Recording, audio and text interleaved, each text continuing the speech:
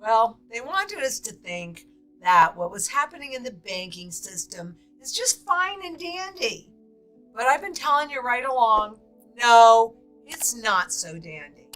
And it's becoming more and more apparent, particularly when you have the grading services that actually get paid by these entities to grade them, coming up with all these downgrades, and especially in the banking sector. That is impacting everyone. We need to talk about it because we're watching this major breakdown of the banking sector coming up. Let's take a look at what's happening right now, because Moody's cut ratings for 10 U.S. banks and put some big names on downgrade watch. So this is whether or not, or how easily they have the ability to pay their bills, pay off their debt.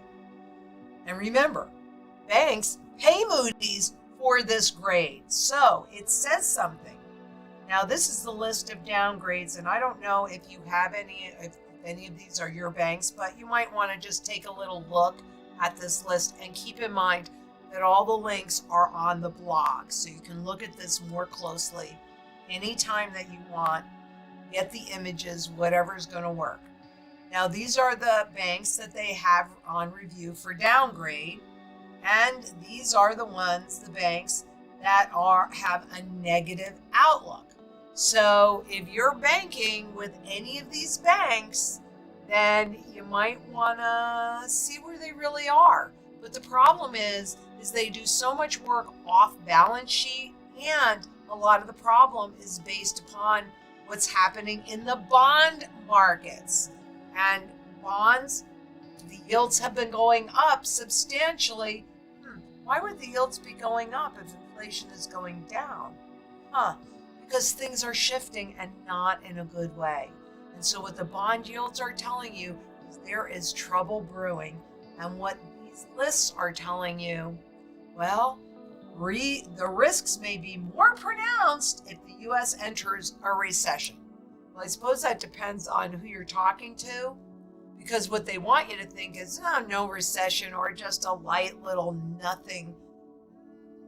I don't think that that's actually true.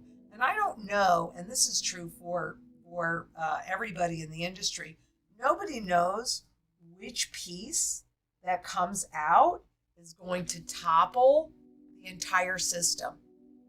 Pulling piece out piece by piece, when is this going to crash? Everybody wants to know, because what?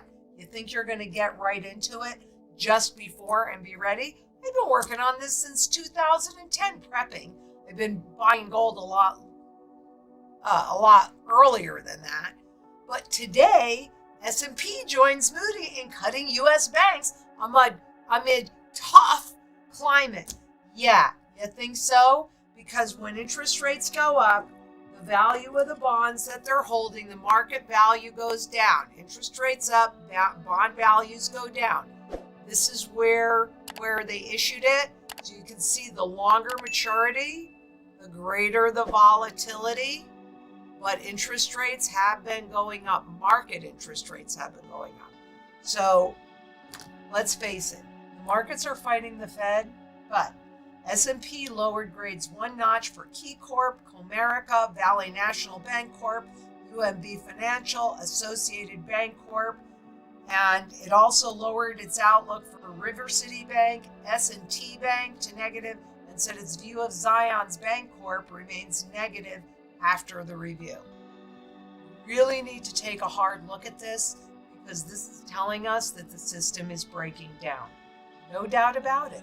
The system is breaking down.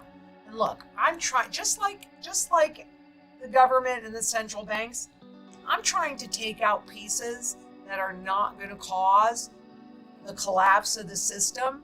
But I can't tell you that I'm going to be right. Nobody can. Look at this. Things that I thought would topple the system didn't topple it yet, but they will.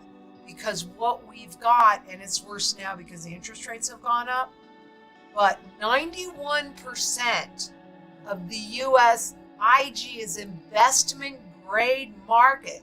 is trading below par.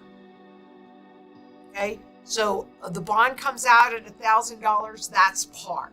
And what they're saying is that 91% of all investment grade bonds are trading at less than $1,000. You pay $1,000 to get into it. If you're going to sell it now, you're going to get less than what you paid for it.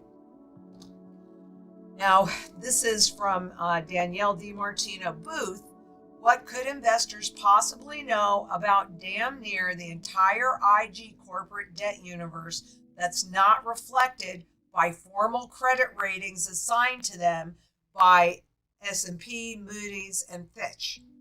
Well, there are two things in here, right? Because what she's kind of implying is that these bonds are telling us that something very nasty this way comes. But I think that it's mostly because interest rates are up, and that's why the market value of the bonds are down. But it could be about default risk, or it could be about interest rate risk, or frankly, it seems like with all these downgrades, that it's both. And the downgrades tell us that rating agencies think that these banks might not be able to pay off these bonds. And all of those bonds in those other banks would have been rated investment grade. Can you see the problem? 91% trading below investment grade. And the higher interest rates go, all of those bonds that were issued before are in the same boat. Same boat.